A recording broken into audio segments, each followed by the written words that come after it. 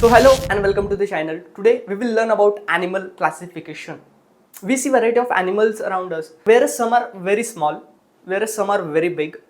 Some are terrestrial, some are aquatic, some swim in water, some fly in air. In this way there is huge variety of animals around us. In the recent study, it is found that there are total 7 million animal species in the world.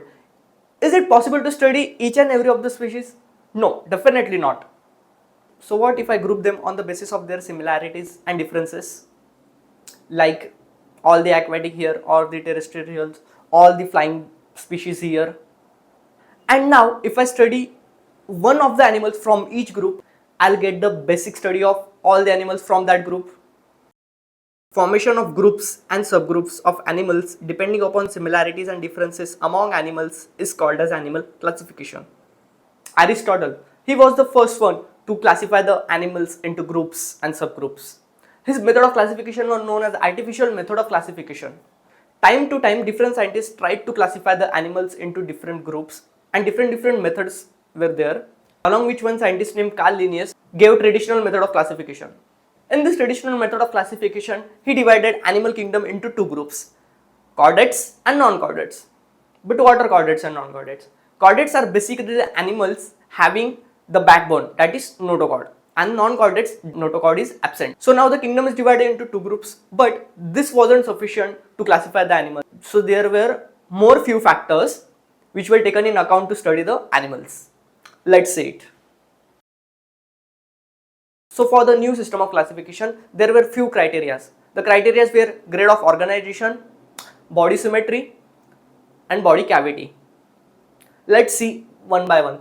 Now the grade of organization. Basically, we all know that cell come together to form tissue, tissue come together to form organ, organ come together to form an organ system, and in this way the body is formed.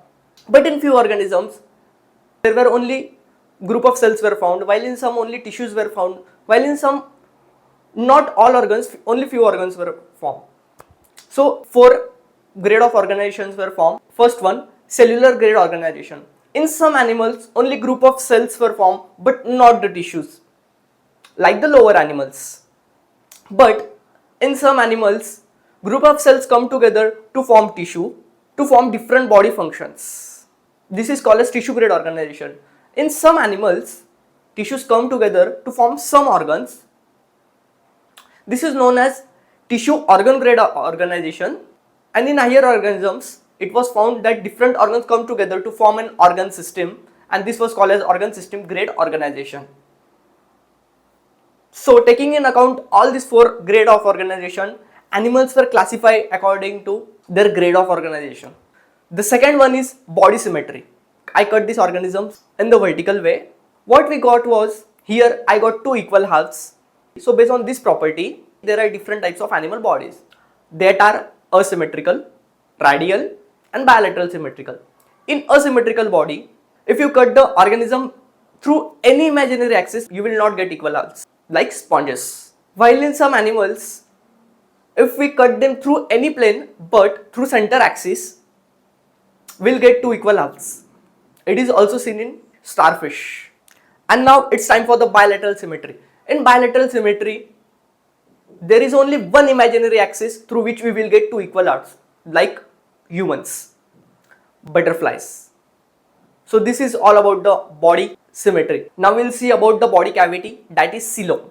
The cavity between the body wall and the internal organs is known as body cavity, also known as coelom. It is seen that body cavity is formed during the embryonic development from the mesoderm. So on the basis of body cavity, organisms are divided into three: acoelomates, pseudocoelomates, and eucoelomates. Acoelomates means the organisms which do not have body cavity. Organisms which have body cavity are known as eucoelomates, while some organisms have body cavity. It is also called as false cavity because it is not lined by mesoderm, so they are known as pseudocoelomates.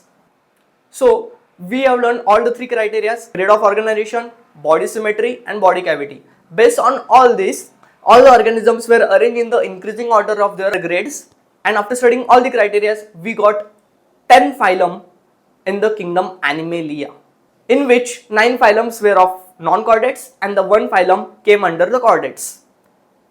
The 9 phylum were Porifera, Nidaria, Platyhelminths, Aschelminths, Annelida, Arthropoda, Mollusca, Echinodermata, Hemichordata, and Chordata. And taking into account all the criteria, these organisms were arranged in the increasing order of their grade of organizations, in which Porifera comes under the cellular grade organization, in which body symmetry is asymmetrical and the body cavity is acoelomates. While in Nidaria, there is tissue grade organization with radial symmetry and body cavity acoelomate. While in Platyhelminths, tissue organ grade organization is seen having bilateral symmetry and they are also acoelomates. And from the phylum Annelida, further all the phylums shows organ system grade organization having bilateral symmetry and all are eucoelomates except Aschelminths, which is pseudocoelomate. So in this way we got a basic map of all the phylums from the kingdom Animalia. In the next lecture we will learn all the phylums in detail one by one. If you love the video, make sure you hit the like button, and for such more amazing content hit the subscribe button. Till then, see you, bye.